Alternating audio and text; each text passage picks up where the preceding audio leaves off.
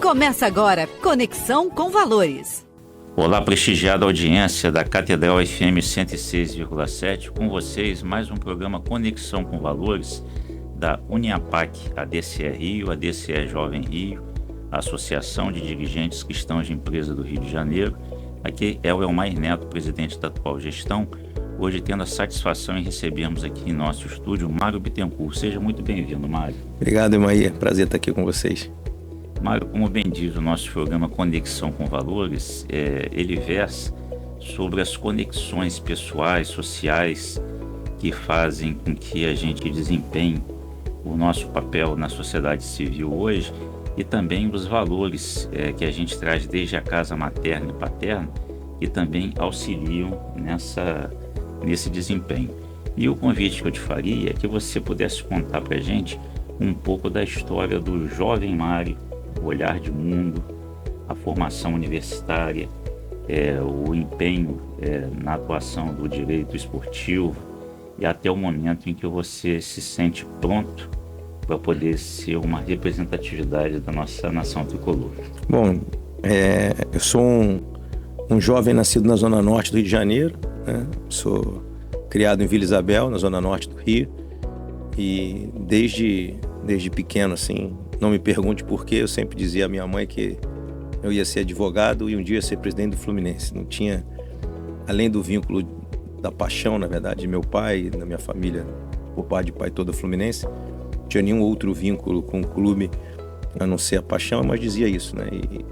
Enfim, a vida inteira morei muito perto do Maracanã, sempre fui um frequentador assíduo da arquibancada e com 17 anos de idade entrei na faculdade de Direito e para minha alegria e para minha, diria, alegria, sorte e honra, aos 19 anos de idade, enfim, passei no processo seletivo para ser estagiário do Departamento Jurídico do Fluminense em 1998. Logo depois que entrei, completei 20 anos de idade e aos 22 já formado, já era advogado do clube, obviamente um dos advogados do clube, não era o principal, né? Era um advogado iniciante. E ao longo do tempo eu enfim, construí a minha carreira como advogado do Fluminense e ao longo desse meu período lá, que foram quase 18 anos, eu tive a oportunidade também de atuar no departamento de futebol. Fui chamado para ser gerente de futebol em 2009, ali naquela arrancada contra o rebaixamento. Depois fui vice-presidente de futebol por 2 anos, até que em 2016 optei em sair, entreguei meu contrato, né? Depois de muitos anos de serviço prestado, já estava com 38 anos, 37 para 38 anos, saí para ser candidato à presidência em 2016. Não fui bem sucedido na primeira eleição, fiquei em segundo, não vencemos a eleição de 16. E aí, dos outros anos seguintes, fiquei, enfim, fazendo campanha, uma boa política, sem ataques, sem ofensas, e desenhando um projeto para o clube. E em 2019 fui eleito e desde 2019 sou presidente do clube, desde meados de 2019, e já estou no final do segundo mandato. Eu vejo que é um caminhar tricolor. E como é assim, o gosto de ser o presidente do Fluminense, Mário? Elmair, eu diria para você que depois de 6 anos já, né?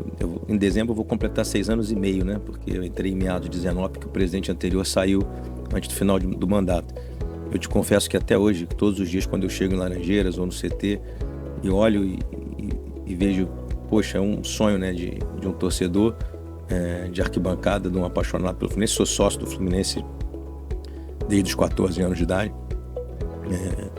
E eu olho assim e falo, poxa, a vida me agraciou, né, com essa possibilidade de poder presidir o clube que eu amo, do clube que eu sempre amei desde criança. Então é muito gratificante, né? Ao mesmo tempo uma responsabilidade enorme. Todos os dias que eu olho para a sede e penso naquilo que eu represento, naquilo que eu conquistei, enfim, de estar ali, também sei o tamanho da responsabilidade, né? São milhões e milhões de tricolores pelo Brasil e pelo mundo. Então, eu costumo dizer às vezes, em algumas entrevistas ou até em bate-papos internos, você imaginar que existem mais tricolores no mundo do que, por exemplo, a população do Uruguai, né? Então, se ser presidente do clube de futebol do tamanho do Fluminense, você representar um povo, né? Um monte de gente que ama o clube. Então, é muito honroso e ao mesmo tempo gratificante, mas também é uma tarefa dura de dia a dia, assim, não é fácil, mas eu faço com o maior prazer e me dispus a isso. Na verdade, eu quis ser, né, e me preparei para ser. Então, acho que mais do que querer ser, a gente tem que estar preparado para ser presidente de um clube, do clube que a gente ama. Quando você fala que é uma nação, de fato, qual é o número que se projeta de tricolores ao longo do mundo? Existem pesquisas, enfim, algumas pesquisas eu sinceramente discordo. Eu creio que a gente tenha um número aí na minha cabeça. Faço muito a conta aqui pelo Rio de Janeiro. Eu acho que a gente tenha entre 5 e 6 milhões de torcedores espalhados pelo Brasil e pelo mundo, podendo ser um pouquinho para mais, um pouquinho para menos, o que é muita gente, né? Sem se imaginar, são milhões e milhões de pessoas. O Fluminense é um clube conhecido mundialmente, então eu acho que a gente está nessa faixa aí. A gente te acompanha pelas redes sociais e vê que esse legado se estende à família. Suas filhas sempre ali já acompanhando você nessa agenda. E, Mário, eu queria te fazer uma outra pergunta. Esse olhar do futuro do Fluminense, você, com a possibilidade que tem de se reeleger aí no próximo pleito, como é que você olha o Fluminense para frente? Eu acho que a gente está deixando um Fluminense, enfim, para o próximo presidente que vier, a gente está deixando um Fluminense muito estruturado, do ponto de vista de estrutura física mesmo. A gente ainda tem algumas coisas a realizar, mas a gente já realizou muita coisa. Até o final do ano a gente terá outras entregas, inclusive, que você vai ver. Mas a gente, enfim, conseguiu estruturar a parte de futebol toda, completa do centro de treinamento. A gente fez uma série de reformas e crescimento de estrutura em Xerém. A gente está deixando o Fluminense 20 anos como sócio do Maracanã. A gente está deixando um legado da LFU, né, que é a liga que a gente faz parte, de uma conquista gigantesca, que é a questão dos direitos de transmissão, né? A gente está dando um salto aí. O Fluminense tinha uma média entre 80 e 90 milhões de reais por ano de direito de transmissão. A gente está saltando para 120, 130 milhões em razão da nossa luta na liga. A gente está deixando um legado muito bonito na Flu TV, uma televisão que o Fluminense tem, que era incipiente quando a gente chegou, muito pouco explorada. A gente está deixando um grande patrocínio master, o maior da história do clube. Enfim, tem centenas de coisas que a gente pode falar aqui. Eu creio que a gente tenha conseguido entregar algo em torno de 70%, 80% daquilo que a gente se comprometeu. E são 6 anos de gestão, mas a gente precisa se lembrar que nos primeiros 3 anos a gente teve a pandemia, né? Os meus 2 primeiros anos de gestão foram com uma queda de receita brutal. A gente perdeu quase 60% das receitas na pandemia. Quando a gente chegou, o clube tinha 4 meses de salário atrasado e 8 meses de direito de mais dos jogadores em atraso. A gente, no primeiro ano mesmo com a pandemia, conseguiu pagar 17 salários, né, para poder botar em dia os 4 que estavam atrasados, mais os 13 daquele ano. E é curioso, né, porque de maneira muito assim, humilde, ao mesmo tempo muito sincera, nós tivemos uma primeira gestão, em razão dessas dificuldades, uma primeira gestão muito boa, mas os frutos dessa primeira gestão, do ponto de vista de resultado, por exemplo, só acontecem na segunda gestão, né? E nessa segunda gestão, aí sim, eu fui reeleito em 2022, em 2023 a gente ganhou o Campeonato Carioca, o bicampeonato, já tinha ganho em 22, ganhamos a Libertadores, né? Ganhamos a Recopa em 2024, estamos aí, 2024 tivemos um ano muito ruim no Campeonato Brasileiro, sem dúvida alguma, por erros que a gente cometeu, especialmente no início do ano, em algumas situações que a gente se equivocou, mas faz parte do futebol. O futebol é cíclico, né? Se acerta, se erra, como tudo na vida. E esse ano, 2025, que é o nosso último ano, nós estamos no segundo Mundial de Clubes, né? A gente vai ter a honra de participar da primeira Copa do Mundo de Clubes da história, com 32 clubes nos Estados Unidos, um evento preparatório para a Copa do Mundo de Seleções. Disputamos o Mundial com o Manchester City, fomos vice-campeões de 2023. E estamos aí, como você falou, já com o segundo semestre cheio de esperança, né, entre os primeiros colocados do Campeonato Brasileiro, classificado para as oitavas da Copa do Brasil, classificado para as oitavas da Sul-Americana. E é isso, o Fluminense não vai ganhar sempre, obviamente, nenhum clube grande ganha sempre. Eu sempre digo, as pessoas às vezes se esquecem disso, mas um clube grande, por maior que ele seja, por mais situação financeira que ele tenha, ele vai ganhar menos títulos do que disputa, né? Assim, todos os clubes disputaram mais campeonatos, né? Dezenas, centenas de campeonatos ao longo da sua história, e proporcionalmente ganham mais jogos do que perdem, mas campeonatos ganham menos do que disputam. Então, óbvio que a gente não vai ganhar todos os campeonatos, mas a gente tem que estar sempre no lugar em que o Fluminense merece, que é no topo do futebol brasileiro. E eu acho que, com muita humildade, como eu te falei, eu acho que a gente nos últimos 6 anos vem mantendo o Fluminense no lugar que ele merece. E uma instituição secular como o nosso Fluminense, a gente imagina que tudo oscila como a história de todas as instituições. Mas eu recentemente tive a satisfação de ir até a sede do Fluminense num evento aquele simpósio de direito esportivo. E a gente chega lá e se impressiona com esse traço circular da construção. Eu percebo que o que se almeja de uma coisa muito grande, talvez um retrofit básico possa ressignificar aquela construção. Fiquei impressionado com um ar-condicionado brincando. A gente botou um ar-condicionado novo. Há muitos anos quando a gente chegou há muitos anos, o ar-condicionado estava quebrado do Salão Nobre. A gente fez uma grande obra ali e conseguiu colocar nos trilhos. E daria tempo antes de finalizar a sua gestão, fazer um retrofit de um aspecto que dignifique a construção e amenize essa ansiedade em relação ao prédio circular? Então, essa é uma ótima pergunta. Acho que você deve acompanhar aí pelas redes, etc. Existe um projeto da venda do potencial construtivo de Laranjeiras. É o mesmo que existe para São Januário, né? Aprovado pelo prefeito Eduardo Paes.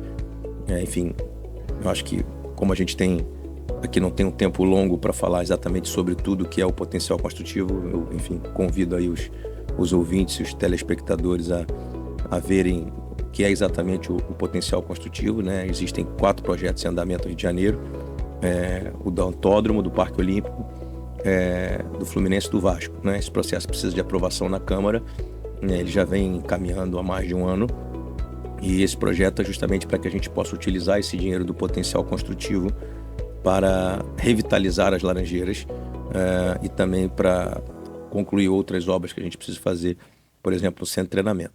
E para você eu posso antecipar aqui, já existe um projeto pronto, bastante bonito, né, de revitalização. Não sabemos ainda o valor do potencial construtivo, mas se fala num valor, enfim, parecido com aquele que o Vasco terá para reformar São Januário. Para que as pessoas entendam, esse recurso ele é destinado diretamente à reforma das Laranjeiras, como é o de São Januário, como é o do Autódromo. Então, não há possibilidade nenhuma de utilizar o dinheiro para outra coisa. Então, é uma verba carimbada para isso. E o projeto é um projeto de revitalização do clube como um todo, né? Eu prometo a você que quando, em caso de aprovação, a gente, enfim, fará uma exibição pública para os torcedores, para os sócios, e obviamente que eu me comprometo a vir aqui para explicar a vocês aqui na rádio como será. E com relação ao estádio, que também é uma ansiedade, é uma revitalização do estádio. Não há possibilidade, o Fluminense é tombado pelo patrimônio histórico, não há possibilidade de derrubar o estádio, fazer um novo estádio, mas sim revitalizá-lo para que a gente possa fazer alguns poucos jogos de menor porte ao longo do ano e, obviamente, utilizar para as divisões de base, para shows e etc. É um projeto, enfim, belíssimo, que em algum momento a gente vai... Só para você ter uma ideia de como a gente trabalha, mãe, esse é um projeto que a gente começou a desenvolver em 2022, tá? Enfim, em 2022 nós já tínhamos o projeto arquitetônico pronto e poderíamos ter usado, por exemplo, de maneira eleitoreira, porque era o ano de eleição da minha reeleição, uma possível reeleição, né? E não usamos em hipótese alguma porque não tínhamos o projeto aprovado e não há sentido que a gente utilize isso sem ter uma definição de que verba, de quanto será de verba, do que nós poderemos fazer. Então, a hora que isso estiver aprovado, pode ter certeza que nós vamos mostrar a todos os tricolores e, obviamente, que não dará para concluir numa gestão minha, terá que ficar para a próxima gestão.